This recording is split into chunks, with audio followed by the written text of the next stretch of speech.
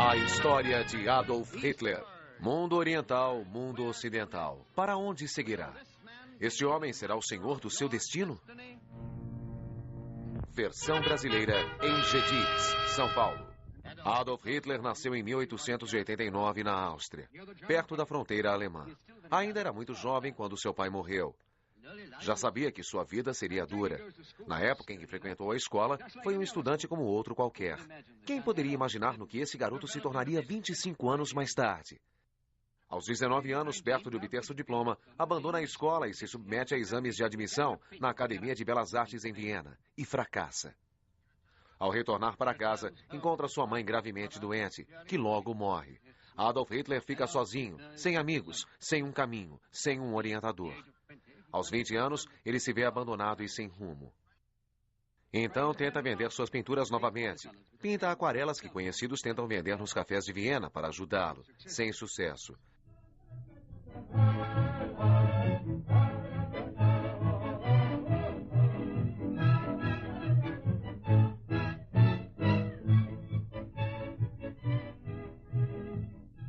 Então começa a fazer cópias dos grandes mestres e põe seu nome nelas. Desse modo consegue se salvar, garantindo uma cama para dormir durante as noites, nos abrigos públicos de Viena. Aos 25 anos, esse austríaco viu o Kaiser Guilherme II declarar a Primeira Guerra em 1914. O Kaiser promete: vou guiá-los a uma era de maravilhas.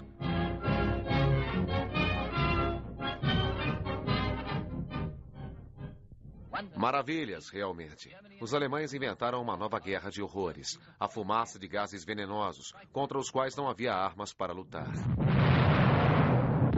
Assim como o lança-chamas, também alemão. E os alemães inventaram um ataque aéreo, um pesadelo legado a toda a humanidade.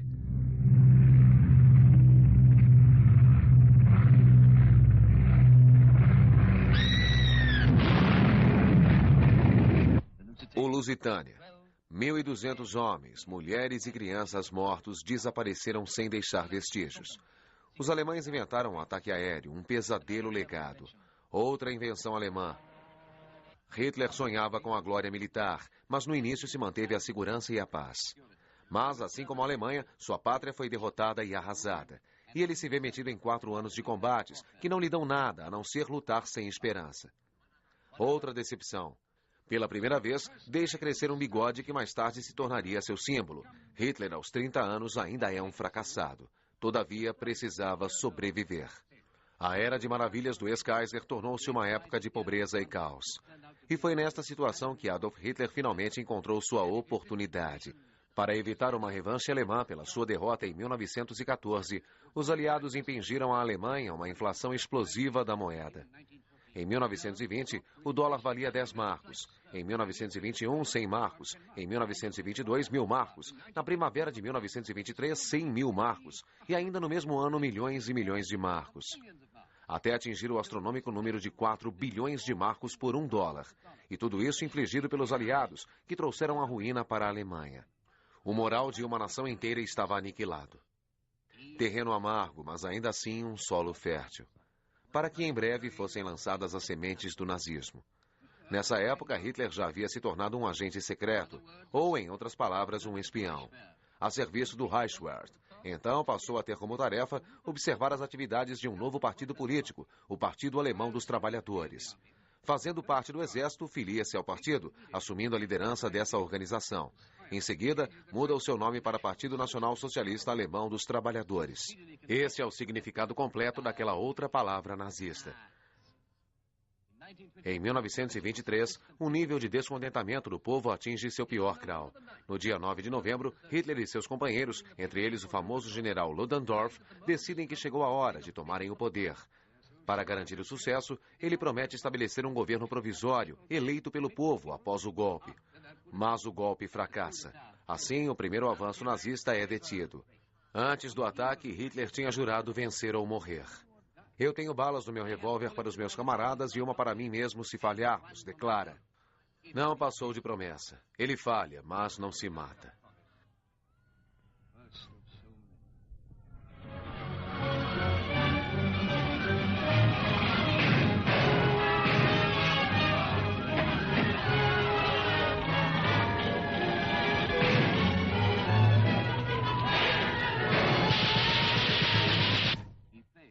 Foge.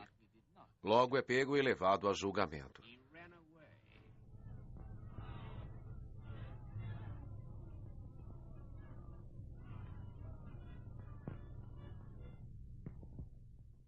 Sua sentença foi 5 anos de prisão na fortaleza Landsberg, mas o tratamento que recebeu não foi nem um pouco severo.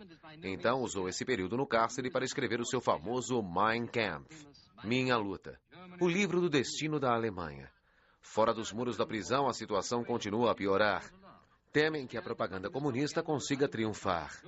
Aqueles que apoiavam os ideais de Hitler, capitães de indústrias financeiras e generais, uniram-se para conseguir sua liberdade. Mas não era com Hitler que estavam preocupados.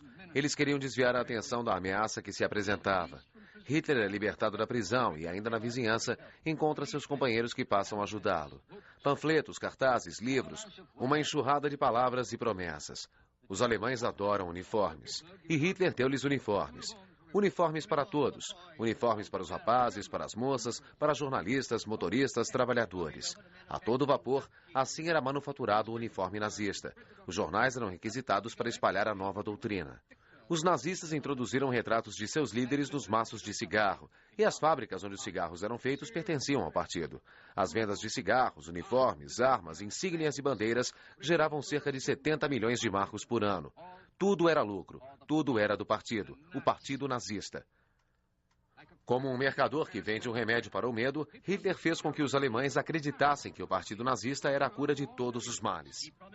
Ele prometeu tudo para todos. E durante todo esse tempo, as paradas militares cresciam mais e mais.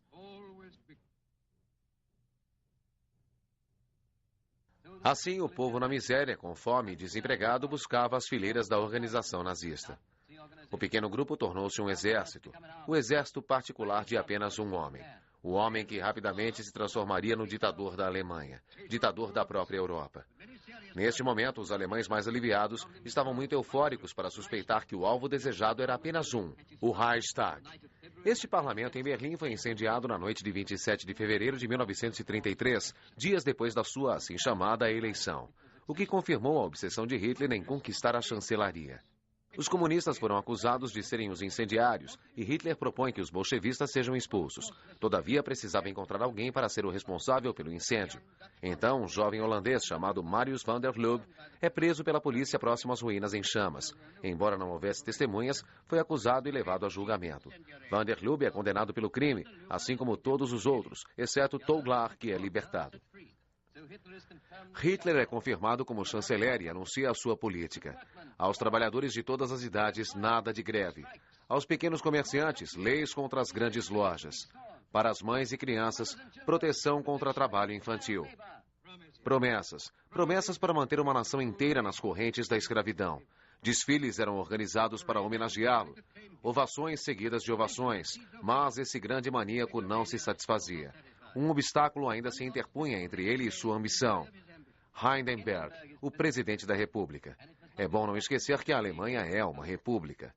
Saudado como o grande marechal e legendária figura da Grande Guerra. Um herói nacional, um ídolo, e por trás dele estava o exército alemão, que ainda não havia sido tocado pelos tentáculos nazistas. Mas Hindenburg está velho, muito velho. E Hitler sabia que ele não viveria muito. Decide então que se tornará presidente também. Objetivo alcançado. Ele rearmou a nação numa escala nunca antes vista na história da humanidade. E Toglar caminhava por seus meios. Ele era uma marionete. Hindenburg nomeou o general von Schleicher como seu sucessor. Hindenburg e seu sucessor não foram perdoados e encontraram seu castigo. General von Schleicher e o fantoche Ernst foram derrubados, varridos pelos pervertidos, unidos pelo mesmo propósito de derrubar Hitler. Hitler, como sempre, atacou de imediato e sem misericórdia. General Göring recebeu a tarefa de reforçar Berlim.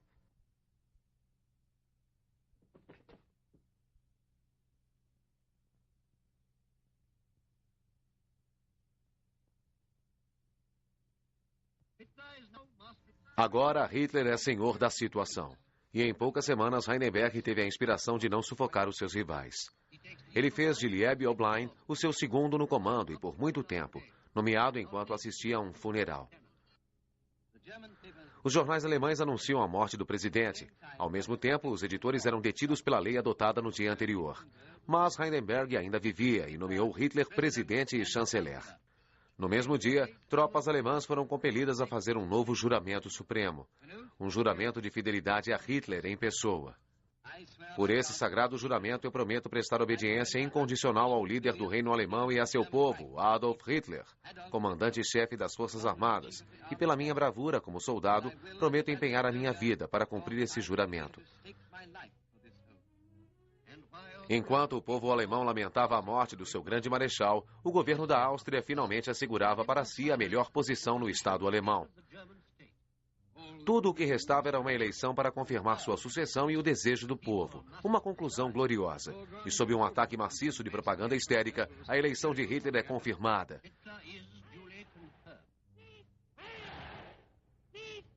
Mais aclamações, mais ovações. Mas o público esperava por mais. Queria todas as suas reivindicações atendidas. De imediato, Hitler não pôde atendê-las, porém depois as atendeu. Impôs a postura neonazista e antissemita. Colocou em prática seus princípios de racismo, segundo o qual somente os arianos puros poderiam viver e propagar a raça na Alemanha. Divergindo dos ideais dos outros líderes germânicos,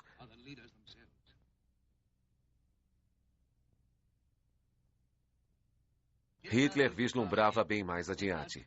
Sentia a profundidade do espírito da Alemanha. Fez do racismo a base do nacionalsocialismo. Não se sentia à vontade diante dessa realidade. Seu pai era filho natural de Anna Schickel-Gruber. Logo, Hitler seria herdeiro desse nome. Caso se tornasse o senhor da Alemanha, ao invés de Heil Hitler, imagine a saudação nazista com o ridículo grito de Heil Schickel-Gruber. Então, um senhor chamado Johann Georg Hitler, aos 84 anos, casa-se com Anna Schickel-Gruber e assume Alois Schickel-Gruber, o pai de Adolf, como seu filho, que tinha 39 anos na época. Alois Schickel-Gruber Georg Hitler foi o homem a quem Maria Clara Pauls, uma camponesa, se rendeu e engravidou aos 40 anos. Homens famosos por serem judeus foram forçados a fugir do país. Ganhadores do Nobel, como Einstein, James Franz, Freud, todos tiveram que fugir. Se sinais racistas não foram suficientes, eles podiam ser mais convincentes. Lojas eram invadidas, destroçadas, tomadas, destruídas. Qualquer tentativa de resistência era pretexto para uma pancadaria. Uma apropriação coletiva foi imposta aos judeus em toda a Alemanha. A soma total chegou a milhões de marcos. As riquezas foram confiscadas e usadas para ajudar a custear o colossal rearmamento da Alemanha.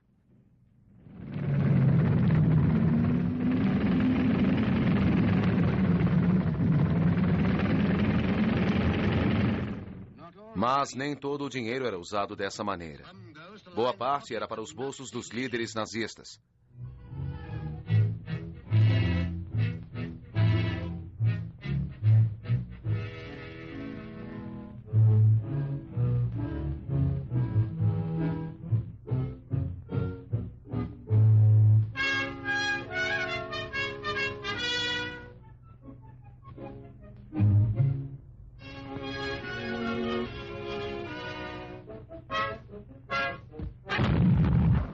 Essa é a grande dúvida. O estranho lado suave do seu caráter complexo. Escoltado por sua fiel guarda pessoal, mostra-se solitário, nessa impressionante paisagem, lado a lado com o ídolo gigante que fez de si mesmo. Hitler nada sabia sobre o sentimento comum à humanidade, pois ele só conhecia uma única paixão que o absorvia e dominava. Queria ser apenas o maior, o mais poderoso, o único. E até mesmo estar acima de Deus, o qual não conheceu. Até mesmo o clero teve de submeter a sua vontade. Não queremos qualquer outro Deus, somente a própria Alemanha, gritava Hitler. E Goebbels ecoava. Deus não se manifestou em Jesus Cristo, e sim em Adolf Hitler. Fora com os falsos profetas. Deixem-nos a June, e June será a fonte de todo o mundo. Todos os tipos de livros divulgavam a doutrina nazista. Bolchevismo, um fruto da cristandade. A queda dos deuses. A esperança é a guerra. Padres católicos e pregadores, incluindo Modern Nemola, eram mortos ou presos caso resistissem às imposições nazistas feitas às suas religiões. Tão grandiosa quanto a cruz na Alemanha era a cruz suástica. O poder de Hitler, simbolizado por essa cruz, foi imposto em toda a parte e para todos. E mesmo os mínimos gestos de Hitler viraram mania, até caírem no mais completo ridículo. Heil Hitler! Heil Hitler! Heil Hitler! Heil Hitler! Heil Hitler! Heil Hitler! E assim o povo o saudava. E estendia bandeiras, obediência e disciplina. Die gegen jedermann zu vertreten und zu schützen, so mitzuhelfen am Aufbau eines wirklichen und besseren Friedens. So wahr uns Gott helfe. Grüßt deine Führer und Befreier, Sieg! Sieg! Sieg! Mas, mesmo com todas essas distrações preparadas, Hitler sabia que elas não podiam silenciar toda uma nação.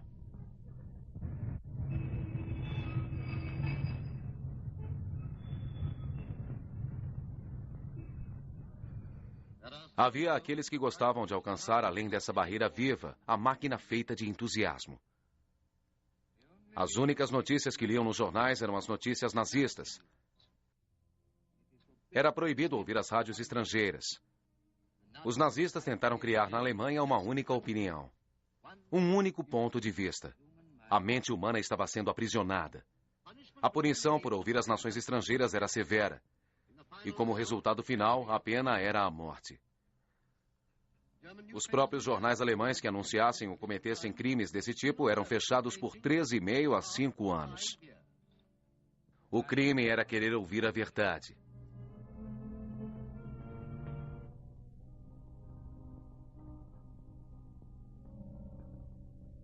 Mas o povo ouvia e engenhosamente enganavam seus vigias e ouviam a verdade.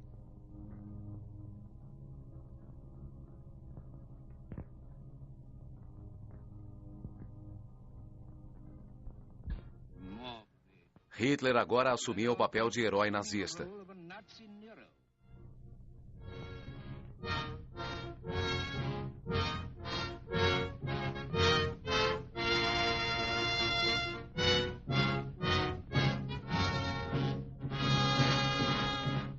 E lança-se em jogos mais atrevidos. Dass Sie an diesem 29. Ihre Pflicht erfüllen, sollen unseres Volkes und seiner Zukunft liegen.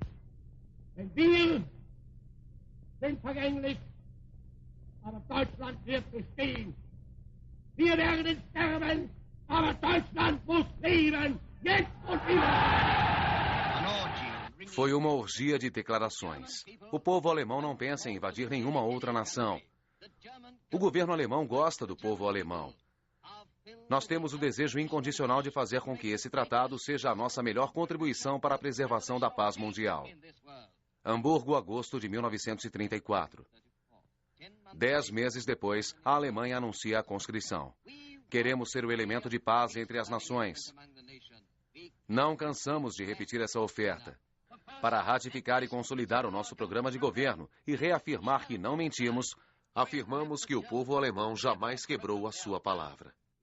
Esse é o homem que prometeu solenemente respeitar o Tratado de Versalhes e os seus pactos. Em 7 de março de 1935, as tropas alemãs ocuparam a zona desmilitarizada do Reno, violando esse mesmo tratado. Maio de 1935.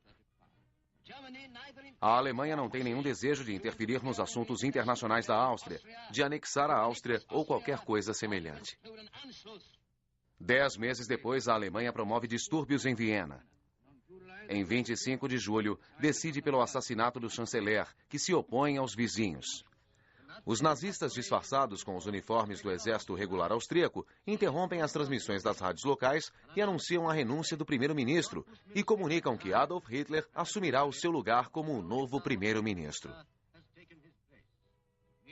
Nesse meio tempo, os nazistas invadiram a chancelaria. O Congresso foi fechado.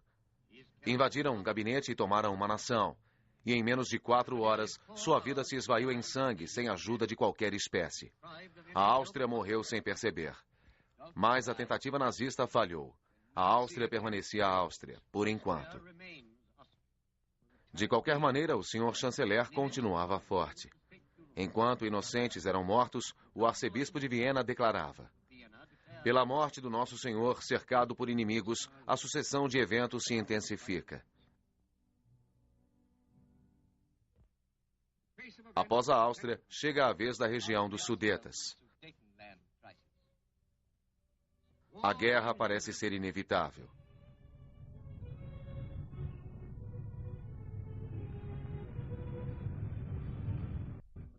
O Pacto de Munique estabelece um novo acordo. Hitler e Göring anexam solenemente a Tchecoslováquia como uma nova nação.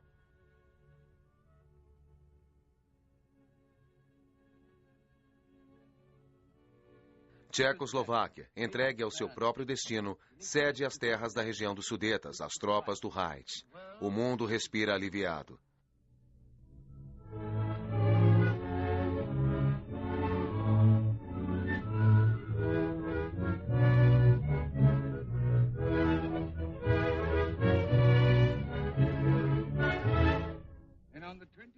E em 26 de setembro de 1938, Hitler falava sobre a região dos Sudetas.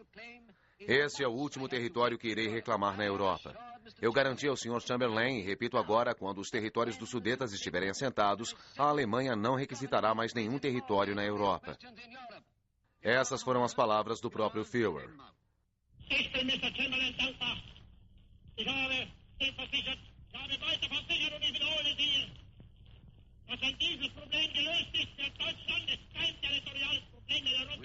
Em 6 meses, a promessa foi quebrada. A Tchecoslováquia deixava de existir. As tropas alemãs entraram em Praga.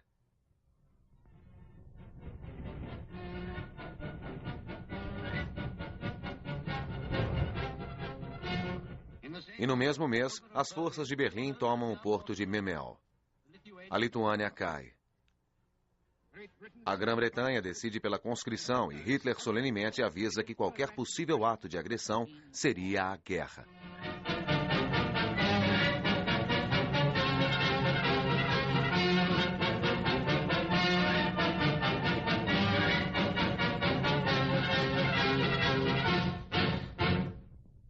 O tempo corre.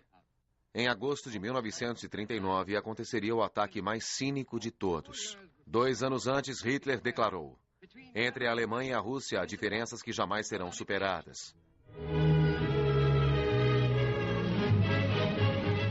Mas von Ribbentrop chega em Moscou e assina um pacto de não agressão entre Hitler e Stalin. O espanto que percorreu o mundo logo se transformou em sofrimento. Tão paradoxal era essa súbita amizade entre os dois ditadores. Alguns cartoons tentaram explicar a situação. Eu mudei meu emblema um pouquinho só para te agradar. Não há nada de novo, Alteza. Hitler e Stalin escondem suas intenções de Catarina a Grande. A Alemanha estava tão espantada como todo o mundo. Especialmente as pessoas mais velhas não conseguiam entender tão fantástica associação. Mas Hitler estava concentrado apenas nos jovens do futuro. Recrutados em tenra idade dentro da grande máquina nazista, eram as expressões da vontade de Hitler. Eles farão apenas o que Hitler quer. Que crime! E agora o final e maior crime de todos. Polônia invadida. Bombas sobre as cidades. Mais de 350 navios, minas e torpedos causaram as mortes. Países que não permaneceram neutros. Finlândia, Dinamarca, Noruega. Ninguém, por mais longe que estivesse, estaria a salvo. Polônia, Holanda, Bélgica. A segurança sumiu da Europa. E ainda mais um crime. A França também é deixada em ruínas pelos cães de guerra da Europa. Temeroso, o filho de Hitler voa para a Escócia. Hess pousa de paraquedas.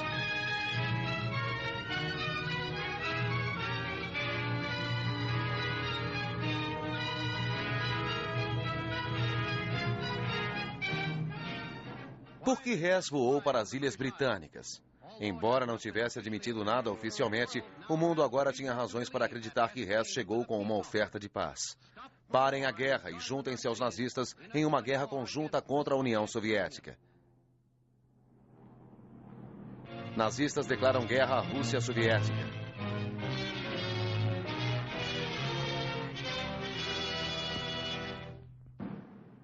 Hitler encara um novo inverno com guerra e fome. Agarra a fraca Ucrânia e os seus poços de petróleo para os novos materiais de guerra. Atacar a Rússia era a ordem. Outra promessa quebrada, outro crime de Hitler.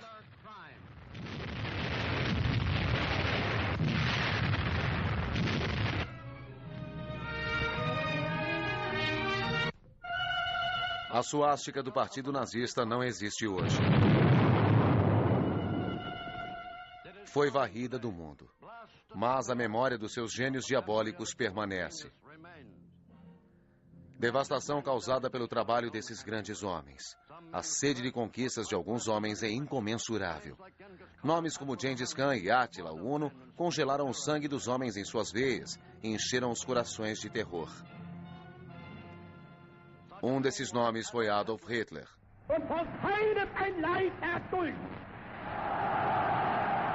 Que tipo de homem foi esse? Louco, ditador fanático do Terceiro Reich? Se alguém realmente conheceu Adolf Hitler, certamente foi a sua própria família. Essa é a irmã de Adolf Hitler. Seu nome é Paula Wolf. Ouçam suas palavras. Eu me lembro quando éramos crianças e brincávamos juntos, meu irmão Adolf era sempre o líder. Os outros só faziam o que ele queria. Parece que ele tinha um instinto para fazer com que a sua vontade fosse a mais forte que a dos outros. Ele tinha tudo para se tornar um oficial do governo, como acabou acontecendo. Mas meu irmão não estava satisfeito. Ele não era do tipo que se acomodava, e muito embora tenha se tornado um oficial do governo, ele não se sentia satisfeito.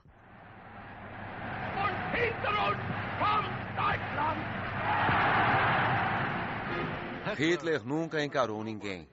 Um fracasso no início da vida, ergueu-se das profundezas da derrota e do desespero da Alemanha na Primeira Guerra Mundial e acompanhou nos anos seguintes como destroços terríveis da sua própria criação, o Terceiro Reich. Para os historiadores, o sucesso de Hitler sobre as massas alemãs residia no poder de sua oratória, de discursos nos quais havia alguma coisa da música wagneriana, uma férrica adoração de deuses e heróis, de sangue e raça.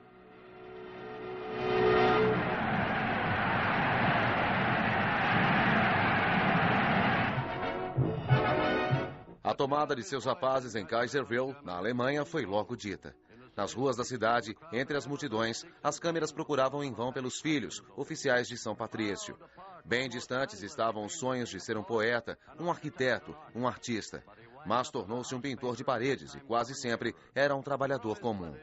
Durante a década de 20, o mundo nada soube sobre ele. 1914.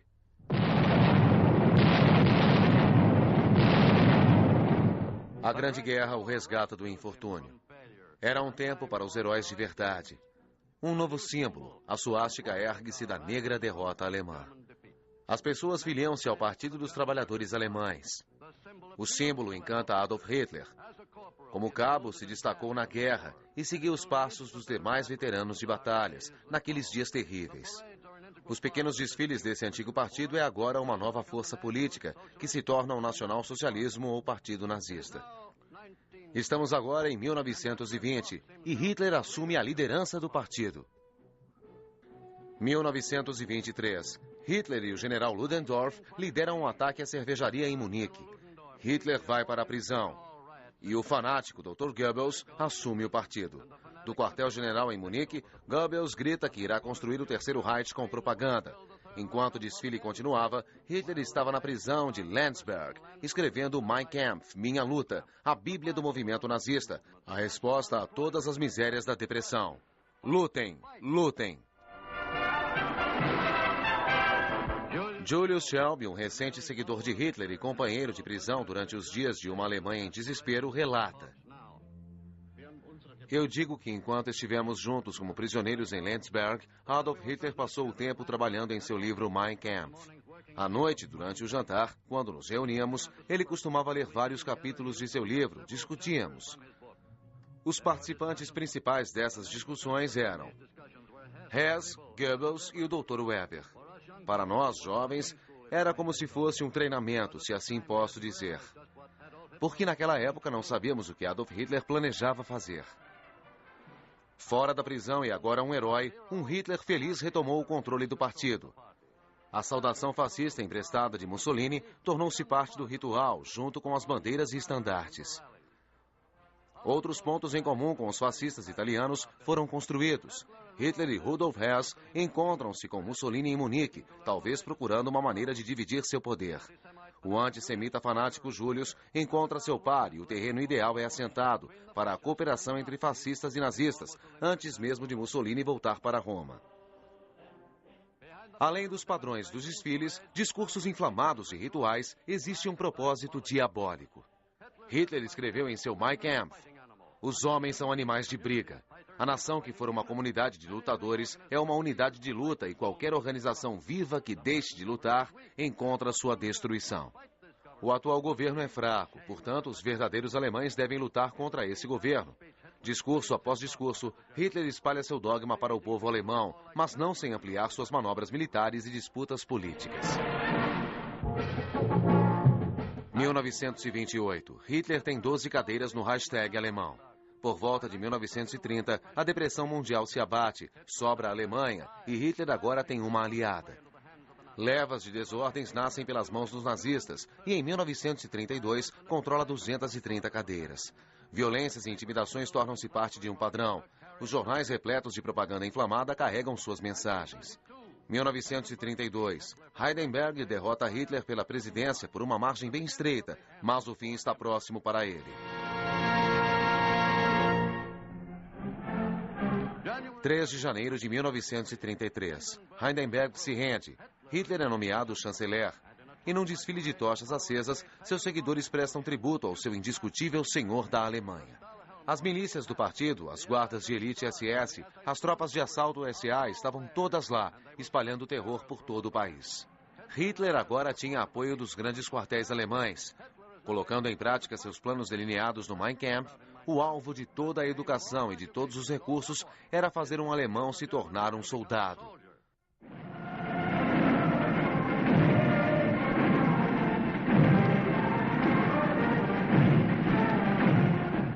Agora o Partido Nazista pode organizar a perseguição daqueles que Hitler declarou como inimigos do Estado. Atenção, judeus, dizem os cartazes. O Partido Nazista estava escolhendo aqueles que iriam executar suas ordens ou suas vontades. Eles varreram suas vítimas.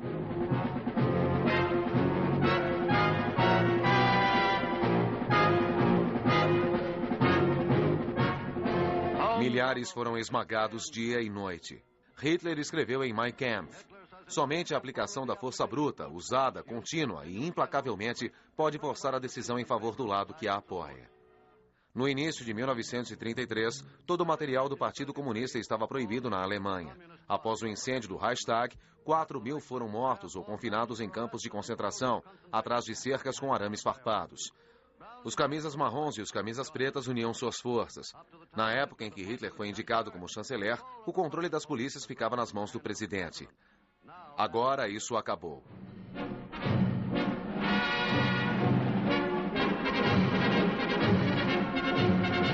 A guarda política era comandada por Hermann Göring, cuja forma de barril de sua figura contrastava com a elegância dos homens sob seu comando.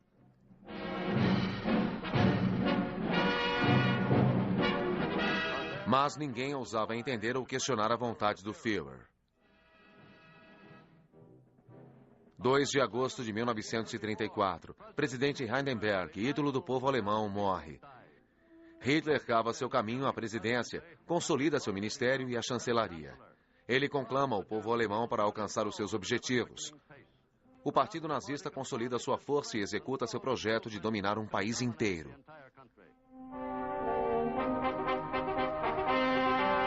Hitler começa a adquirir a famosa pose e se autoconvence ser um messias, torna-se totalmente um ditador. Meses antes contou aos membros do Reichstag detalhes de seu plano sanguinário. O ministro Hermann Göring disse Hitler tem sido o anjo vingador do Führer. Kurt von Schleicher e sua esposa foram fuzilados. O capitão Johannes Probe, outrora um companheiro de Hitler, se foi. Louvado seja Hitler. Já que ninguém pergunta o que aconteceu com a justiça comum, digo que sou o responsável pelo destino do povo alemão.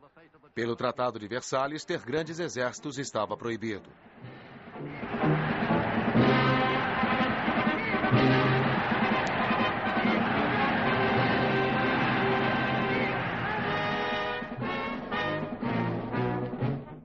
Por longo tempo, os nazistas tentaram camuflar esta proibição. Desde 1925, criaram a organização conhecida como a Esquadra de Proteção, que originou o Schutzsattenfeld. Havia o corpo de combate e o corpo de milícia do trabalho. Cada vila, cada aldeia, cada cidade aderia ao programa de treinamento para jovens se transformarem em soldados a serviço do Reich. Esses batalhões de trabalhadores estão empenhados em servir a Hitler nesses termos. Nunca nas trincheiras, nunca cercados pelo fogo dos canhões, mas como soldados do Reich. Antes, esses jovens treinavam com paz, agora brincam em clubes de caça. Mais um disfarce para outra organização militar. Gradualmente, o mundo começou a se acostumar com essas táticas do Führer.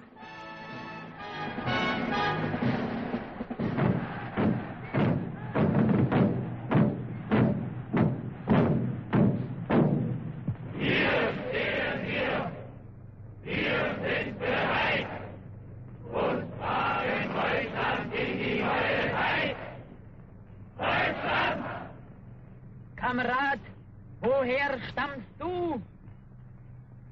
Aus Friesenland. Und du, Kamerad? Aus Schlesien. Von der Saar. Ein Volk, ein Führer, ein Reich, Deutschland!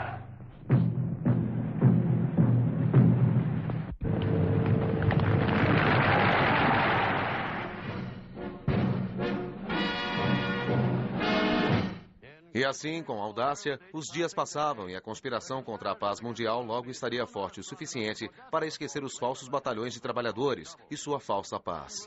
Armados com pistolas de verdade e desfilando com seus novos uniformes, era uma força pronta para combater.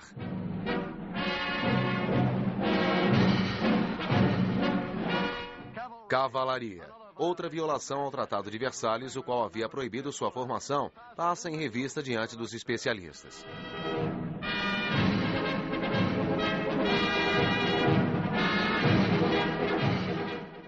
Carros Panzer começam a surgir. Com o passar do tempo, a meta da conquista mundial parece mais próxima. Hitler sente estar mais pronto do que nunca. 7 de março de 1936, anuncia que vai reocupar a zona desmilitarizada da Romênia. As tropas marcham para o oeste, 35 mil homens. Não se preocupem, Hitler diz aos aliados, isso é apenas simbólico. Apesar disso, as capitais do mundo se espantam com essas mobilizações, mas nada acontece. A Inglaterra, muito ocupada com seus problemas econômicos, permite que Hitler reacenda o militarismo alemão, surgido através da Águia Germânica e da dedicação do Partido Nazista, e durante todo esse tempo fracassa em incentivar uma ação contrária. A prosperidade devolvida pela América é consumida.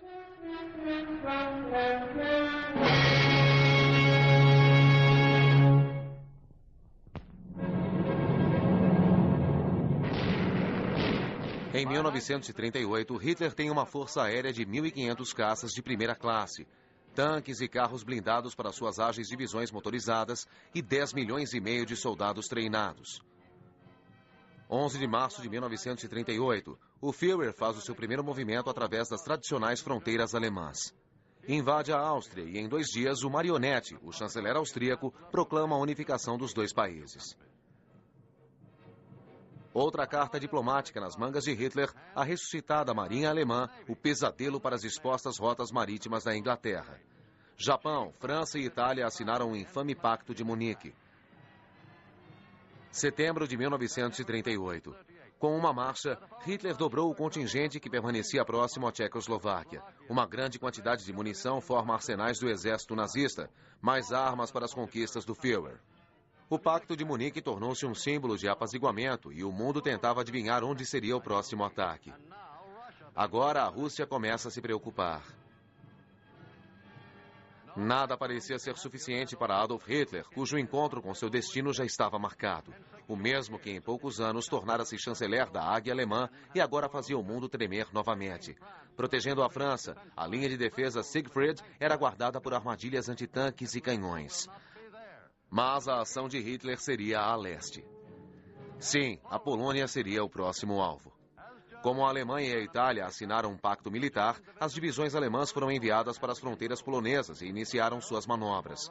O mundo, que aguardava por uma intervenção russa, ficou chocado quando Hitler e Stalin assinaram um pacto de amizade. Não demorou até o mundo reconhecer que as manobras realmente eram uma preparação para outra invasão de Hitler.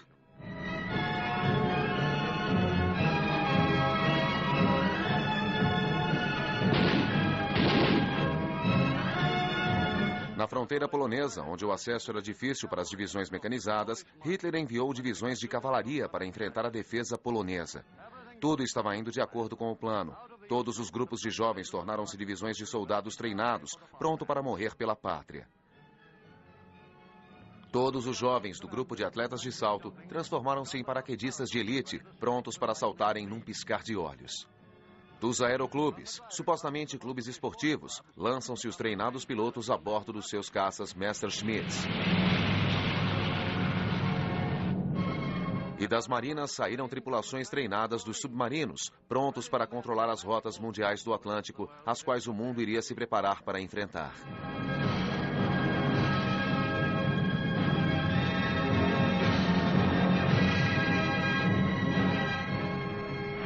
Sim, os grupos de jovens cumpriram o seu propósito no plano mestre nazista. 1º de setembro de 1939. As estações de rádio da Alemanha, divulgadoras de comunicados, aguardam por algo grande. Dentro de um dos seus estúdios, o ministro da propaganda, Joseph Goebbels, fala. As notícias chocam o mundo. A Alemanha invadiu a Polônia. Em 2 dias, França e a Inglaterra declarariam guerra à Alemanha. Da sacada da chancelaria do Reich, Adolf Hitler saúda o povo. Vamos cumprir nosso dever. Eles chocam e enfurecem os aliados com a invasão da Polônia. Lutas acontecem nas ruas de Danzig. Lutas desesperadas em toda a Polônia.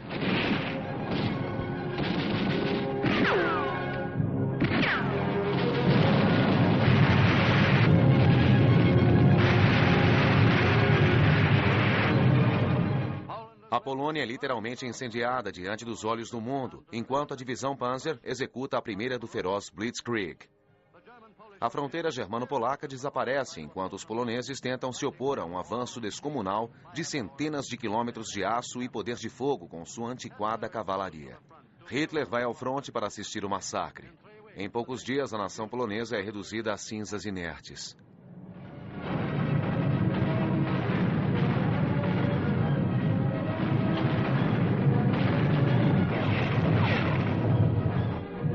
Inglaterra e França tentam ajudar esse país invadido, mas não há nada o que possam fazer.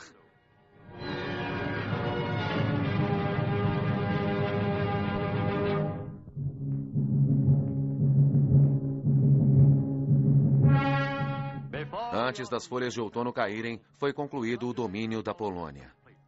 O mundo agora sabe que está envolvido numa luta mortal contra um vagabundo e desempregado pintor de paredes que agora tornou-se um conquistador do mundo.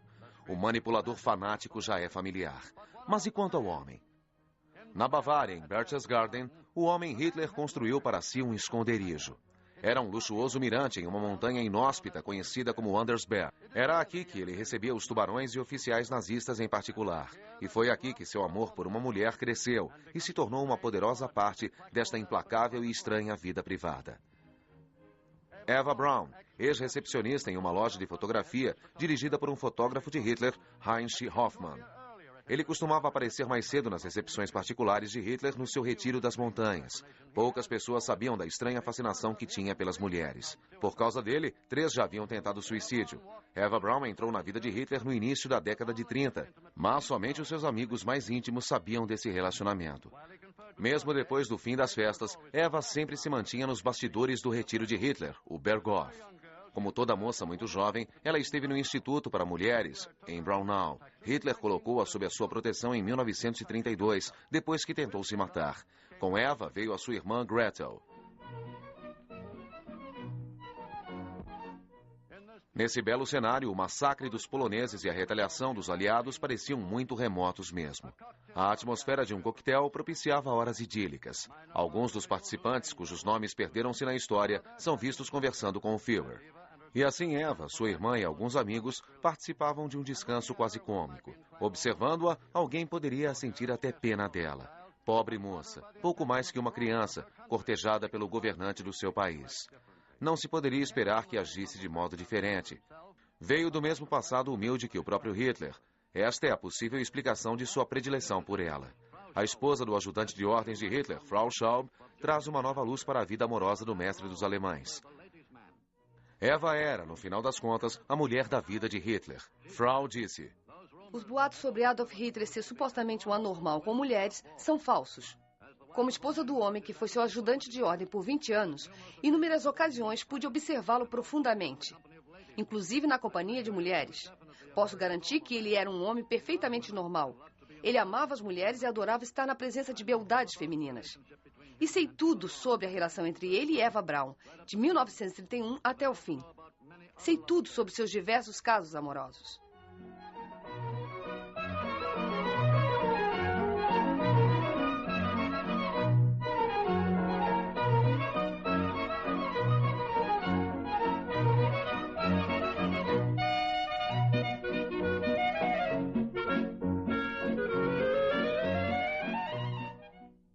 Eva foi vista pela primeira vez com Hitler nesta casa, em Munique, e depois no esconderijo de Berchtesgaden, após o término de sua construção.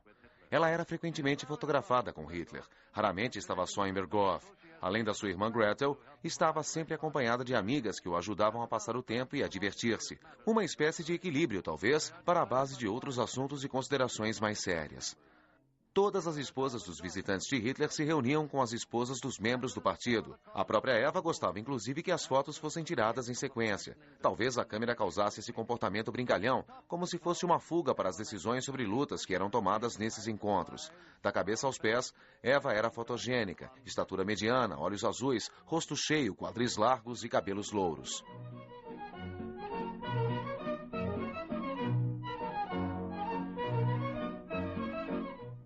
Não se tem registro de qualquer comentário de Hitler sobre sua namorada, e de outros se tem opiniões pertinentes. De Reichen Hoffmann, seu descobridor. Ela é uma bonita balconista comum, com todas as prerrogativas e vaidades da sua espécie. Para o Dr. Goebbels, ela é uma garota petulante e estúpida. Sabendo como Hitler desprezava a gordura sob qualquer forma, Eva passava algumas horas por dia se exercitando.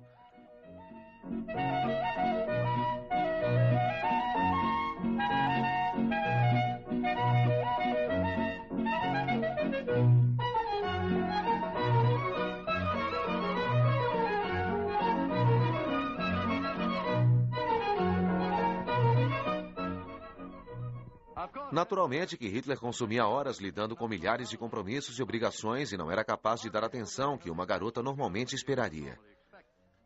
Em algumas das anotações em seu diário, fala com raiva de Hitler, de sua negligência e de sua própria infelicidade. Ela também sente orgulho de ser amante do maior homem da Alemanha e do mundo. Então, ela não se importa mais em ser negligenciada por ele.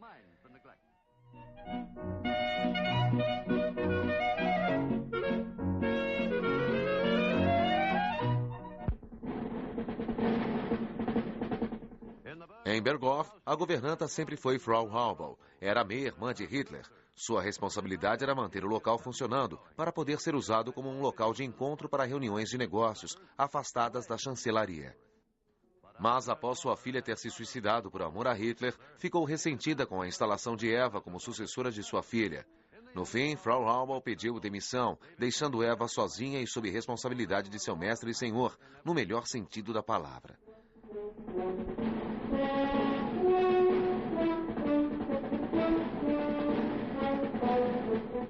Com os anos, o guarda-costas de Hitler, o cruel Martin Bormann, transformou o Berghof numa segunda chancelaria que estava sempre à espera de convidados. Ela recebeu as mais notáveis personalidades como Mussolini, Canciano, o Duque e a Duquesa de Windsor e outras numerosas celebridades que mereciam menção. Contudo, essa era a recepção do lado agradável. A figura descontraída nesse grupo é o Herr Professor Goebbels, um visitante frequente do Berghof. Adolf e Eva posam juntos para um filme doméstico. A seguir, Goebbels e a irmã caçula de Eva, Gretel. Gretel é mais rápida que Eva e logo ela irá desposar um assessor de Hitler, Hermann Feglein, o qual sofrerá uma tragédia ao ser assassinado por Bormann sob a acusação de traição a Hitler. O conselheiro mais íntimo de Hitler responde, "Eu não sei", quando perguntavam se Eva havia se tornado sua amante. Enquanto o fogo da guerra se espalha, Hitler busca a companhia de Eva com mais frequência.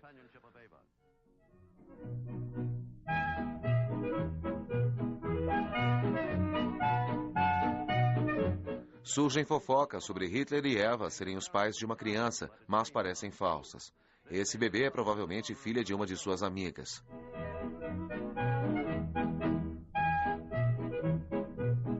Aqui está Führer com bom humor.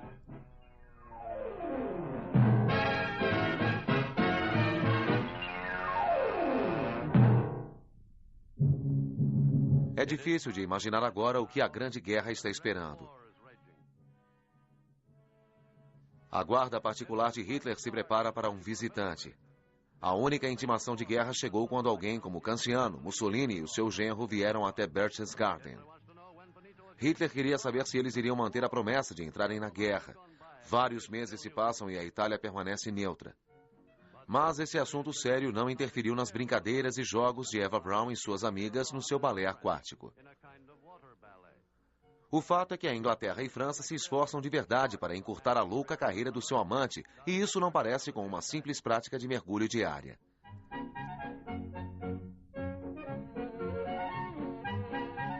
Nas cestas de piquenique não poderia faltar a gostosa cerveja.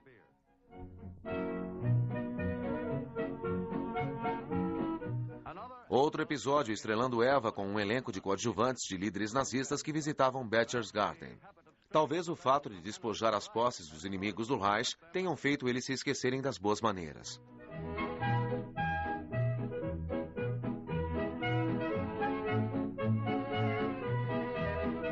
As garotas de Berghof estavam sempre preocupadas em proporcionar diversão. Os seus folgados colegas ficam bem aliviados dos outros negócios de Berghof, os planos para a conquista do mundo.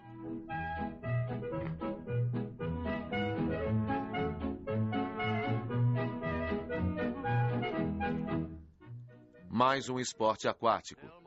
Era a época do bote de borracha no Lago Bávaro, próximo a Berghof, e piscina para os visitantes da autodenominada raça superior.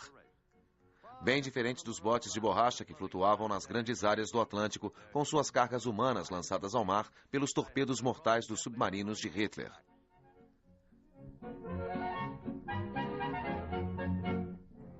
Um relatório gráfico para Führer.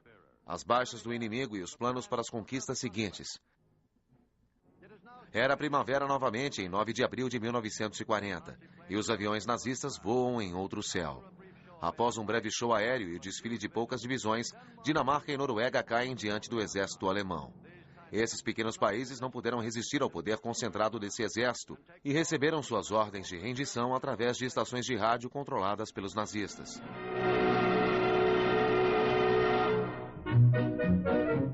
Mas mesmo a tentativa de Hitler em refazer o mapa da Europa trouxe poucas mudanças para Berchtesgaden. No esconderijo de Hitler parece que as coisas são sempre as mesmas. As mesmas garotas vestidas com os mesmos maiôs e sentadas nas mesmas toalhas. Os mesmos esportes aquáticos no mesmo ambiente tranquilo. Mas não inteiramente. A beleza das asas de uma borboleta é um fato fascinante, assim como um monte de outras coisas belas e alegres. Mas as asas de uma borboleta são bem diferentes das asas de um avião de transporte. E aviões de transporte levam cargas mortais.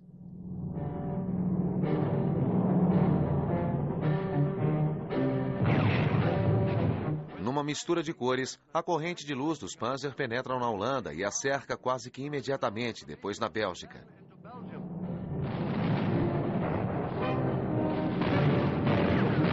Os ingleses foram escorraçados de Dunkirk.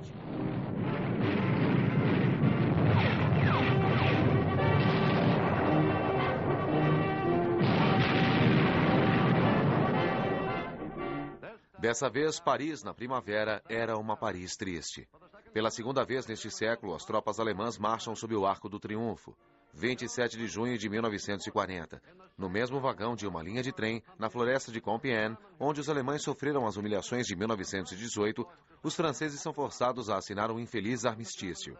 Entre os alemães, houve congratulações em todos os lugares, e o Führer realmente se permite comemorar pela primeira vez, e quase dança de alegria. Após uma visita à Ópera de Paris, voltou ao Berchtesgaden. Ele passava mais e mais tempo no velho chalé familiar agora. esgueirando-se no caminho entre Berghof e a casa de chá que fora construída para ele.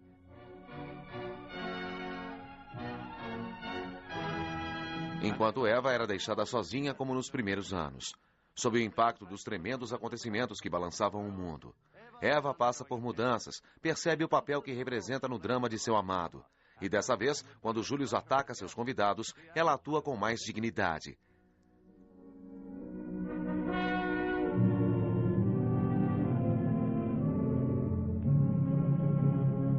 Eva e Adolf parecem não sentir a mudança de humor dos tempos. E Eva ocupava-se, como de hábito, recebendo von Ribbentrop e Mussolini. E tudo porque havia grandes coisas no ar.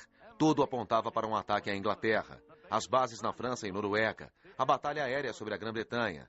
Mas Hitler tem outros planos, e não só dos seus conselheiros próximos, como Joseph Goebbels e Heinz Himmler. –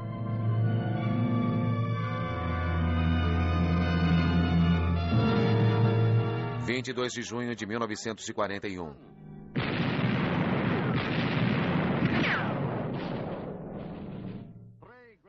Três grandes grupamentos do exército nazista atingem a Rússia em vasto fronte, do Golfo da Finlândia ao norte, do Mar Negro ao sul. O mundo está em choque. Ninguém esperava por isso. Hitler e Stalin eram aliados. Tinham dividido a Polônia. Assinaram um pacto de ajuda mútua.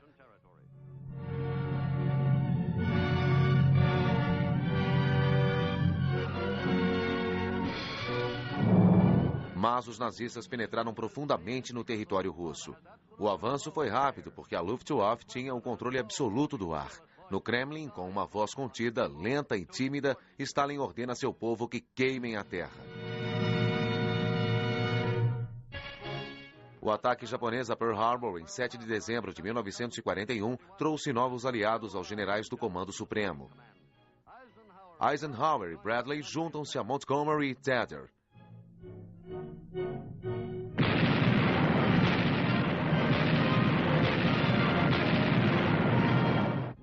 1942. Tropas americanas invadem o norte da África.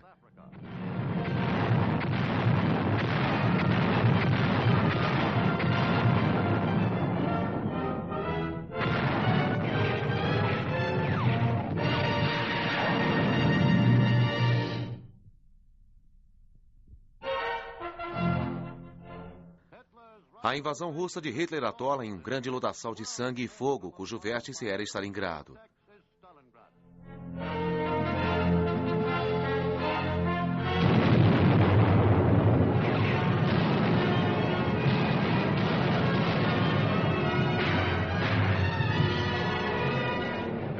10 de julho de 1943. Os aliados invadem a Sicília. Hitler e Mussolini conferenciam. Führer não gosta de como as coisas estão indo lá no sul. Há um ditado que diz: ditadores cavalgam em tigres dos quais eles não ousam desmontar. Hitler dá uma bronca no ditador italiano por causa da Rússia e percebe que seu exército está desabando. Eva ainda está nos bastidores do Berghof, fazendo seus exercícios sozinha, enquanto seu Führer luta com os problemas titânicos da guerra.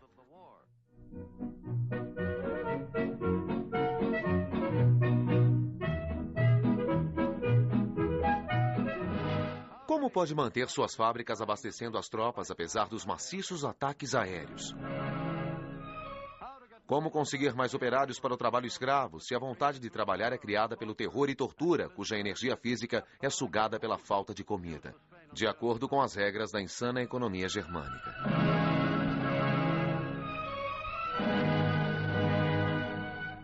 Não se pode esperar grandes produções de homens famintos que puxam, empurram e arranham uns aos outros por qualquer resto que lhes é atirado.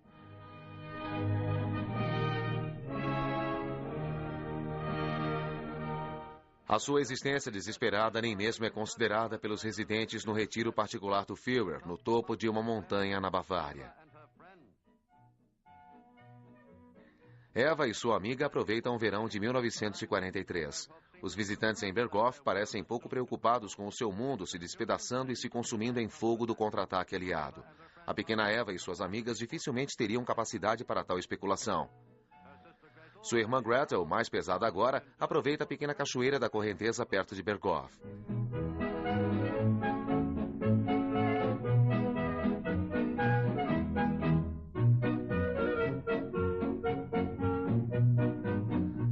As garotas gostam de banhar-se aqui. Essas cachoeiras são muito refrescantes nesses dias quentes de verão.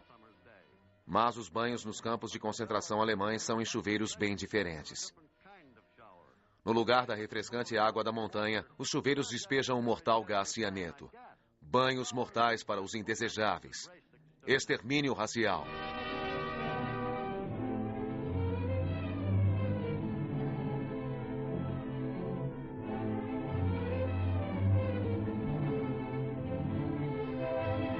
Mesmo as roupas serão reaproveitadas. Na contabilidade mórbida do Terceiro Reich, nada que seja útil é desperdiçado. 8 de setembro de 1943. Sob proteção da escuridão, tropas americanas e inglesas atravessam o Estreito de Messina e invadem a Itália. General Mark Clark lidera a invasão.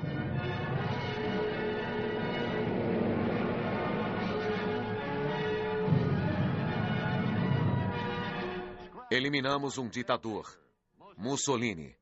Paraquedistas alemães o resgatam da prisão onde estava sendo mantido sob custódia preventiva, mas não para agradecer a Hitler, seu salvador. Ele viverá para ser pendurado pelos tornozelos numa praça pública de Milão.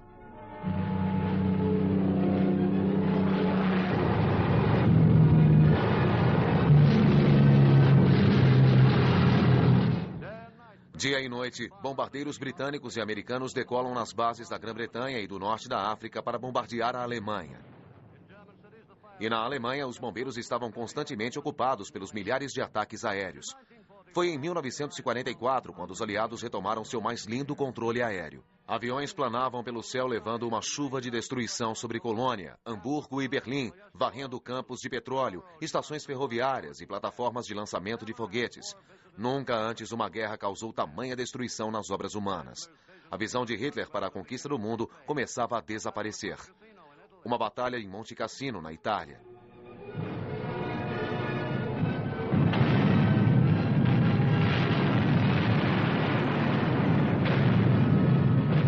Soldados de muitos países lutam uma batalha penosa por um mosteiro.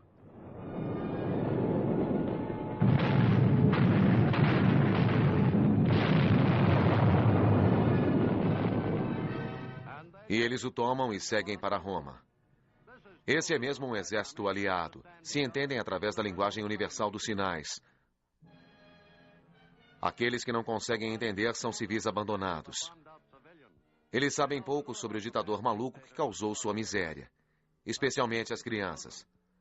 Ao longo das estradas esburacadas pelas bombas, procuram por abrigo. Agora voltemos a um dos últimos príncipes de Berghof.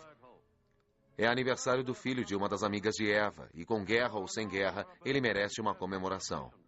Mas mesmo em um aniversário, os problemas continuam a pressionar pesadamente a mente de um ditador. O cerco está fechando, mas tem de haver ainda uma atacada, um golpe de mestre. E então os bombardeios, dia e noite e dia. Esse é o pagamento que mereço por Varsóvia, Roterdã e Coventry? E para o menino que ganhou a festa de aniversário, como será a próxima? Se é que haverá uma próxima. –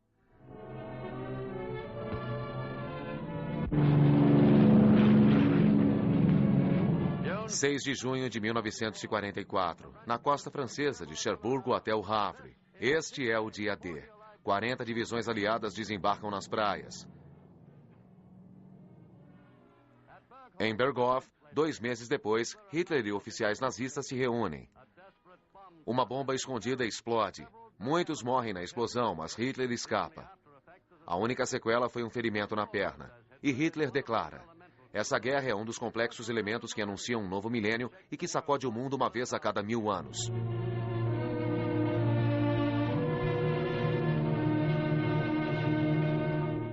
Schaub, um assessor pessoal de Hitler, diz: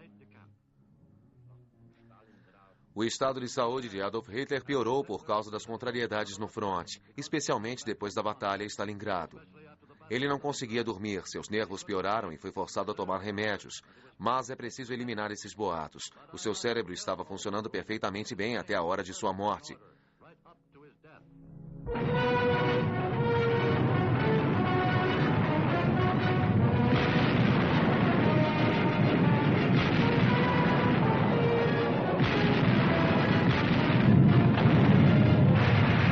No fronte ocidental, o general George Patton solta os seus tanques. Hitler teve que rever sua vingança ao considerar a humilhação da Alemanha. Ele pagou o preço. Para o desesperado Hitler, a sua cachorra de estimação era um certo conforto. Fiel mesmo quando o perigo de vida assustou os seus ex-amigos. Ela foi treinada a obedecer seu comando.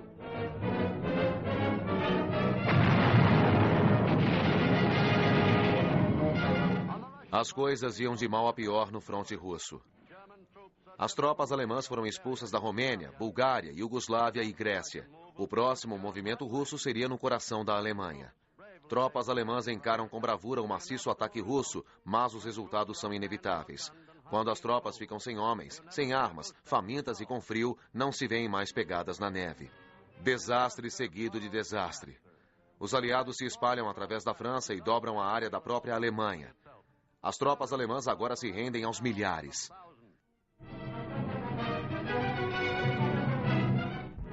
A bandeira branca da rendição tremula em todos os lugares.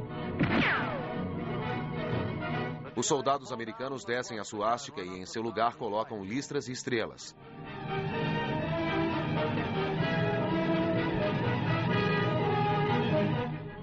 Que assim seja, diz Hitler a si mesmo. Se o Terceiro Reich tem que cair, que seja pelas mãos dos americanos. Mas nem isso seria assim.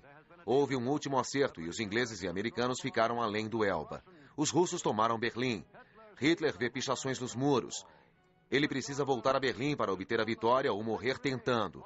Então, ele e Eva Braun seguem até lá e refugiam-se na chancelaria. Lá os esperam grandes sacrifícios.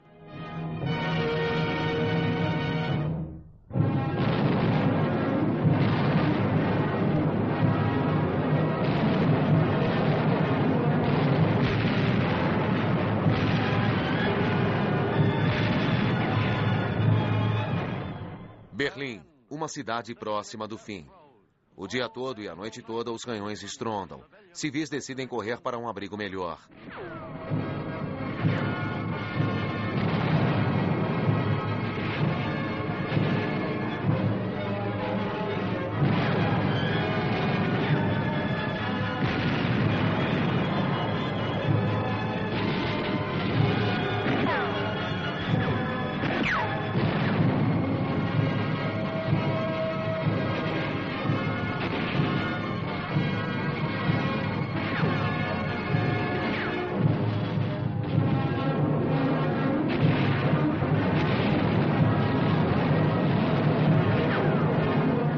Depois de um tempo, se arriscam por um lugar melhor.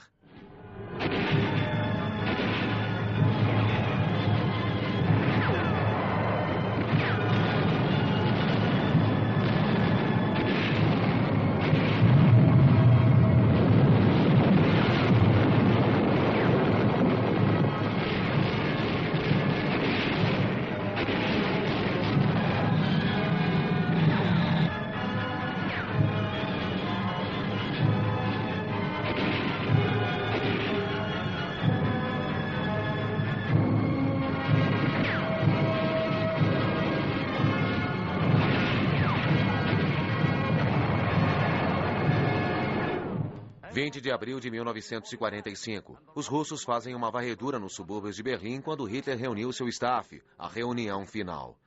São escolhidos os que voarão para o sul e Hitler decide quem ficará até o fim e vai para um abrigo bunker sobre a chancelaria com Eva. Himmler e Göring ficam desertas e as explosões da artilharia é o som da destruição que se aproxima. Em 22 de abril, Hitler tem um colapso nervoso e se recusa a deixar o abrigo. Julius Schaub lembra da cena. Ele diz: eu estava no quarto do abrigo com ele. Sobre a mesa havia uma pistola 7.5 milímetros. Ele foi em sua direção. Fiquei terrivelmente chocado. Ele pegou a arma.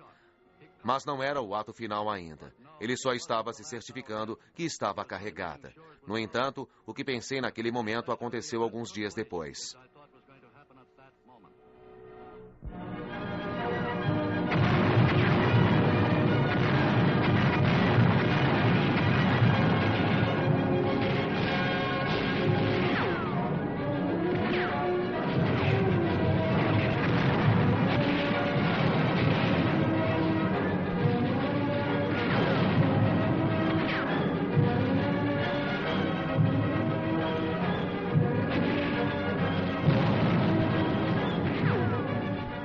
Assim que as defesas de Berlim foram rompidas, cápsulas de veneno foram lançadas contra as paredes da chancelaria. Em 29 de abril, Hitler casa-se com Eva Braun. O piloto particular de Hitler, Hans Bauer, fala sobre as derradeiras ordens de Hitler. Ele diz: aproximadamente uma hora antes de Hitler morrer, em 30 de abril, chamou por mim. Quando me apresentei a ele, pegou minhas mãos e me disse: Bauer, quero dizer adeus. Por um instante, fiquei sem palavras. E ele levou 20 minutos para dizer adeus.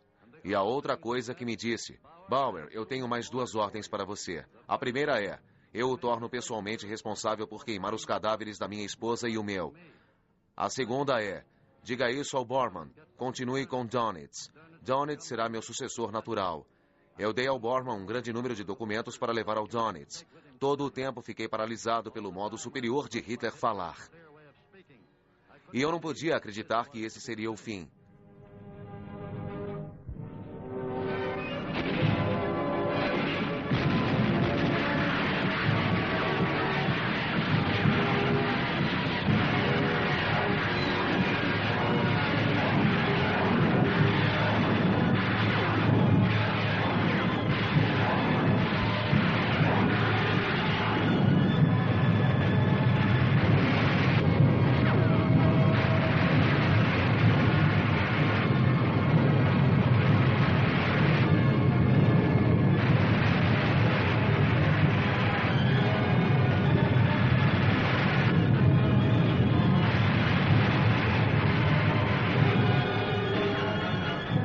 A flamejante capital nazista é tomada.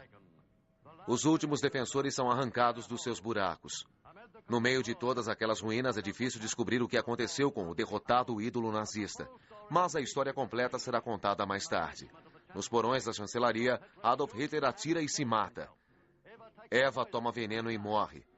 Os cadáveres são queimados por Joseph Goebbels e pelo guarda-costas de Hitler, Martin Bormann, e jogados nesse bueiro numa área fora da sua câmara mortuária. Esse é Erich Kierkegaard, o motorista particular de Hitler por muitos anos. Ele ensopou os cadáveres com gasolina. Ele diz: quando vi o chefe pela última vez, definitivamente eu tive a sensação que o fim estava próximo. Mas não havia nele qualquer mudança que desse para perceber. Nada na sua personalidade ou qualquer outra coisa. Ele disse adeus e me dispensou. No dia seguinte, quando ele estava morto, entrei no abrigo apenas para cuidar do corpo. Então surgiu Martin Bormann com Eva Braun em seus braços. Levei seu corpo para longe dele e o levei para perto de Adolf Hitler. Coloquei os 2 cadáveres lado a lado no jardim. E cumpri o difícil dever de derramar gasolina neles e incendiá-los. Os corpos queimaram de 1h30 da tarde até as 7h30 da noite.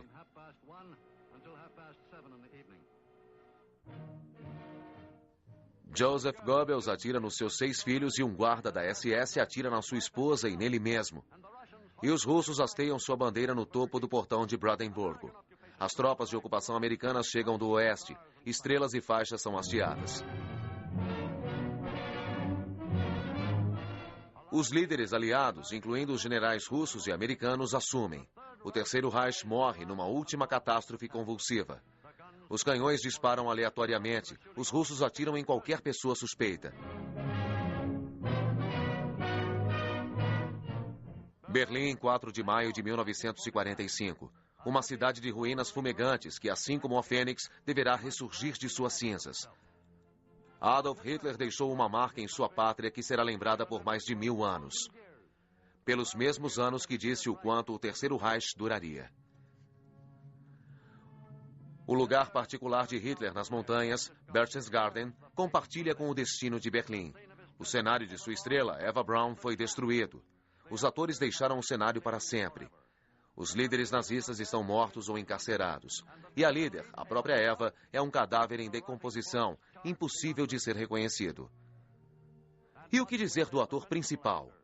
O operário de meio expediente que liderou o seu povo a uma conquista mundial, que tomou o caminho da violência, tortura, campos de concentração, câmaras de destruição em massa, responsável por outras destruições. Morto ou vivo, Adolf Hitler permanece como um símbolo da tirania. O pior dos tiranos, que não alcançou sua louca ambição, Não se deteve nem mesmo com a servidão do seu próprio povo, mas deteve-se somente quando foi solta diante do mundo, na guerra mais cruel dos registros da história.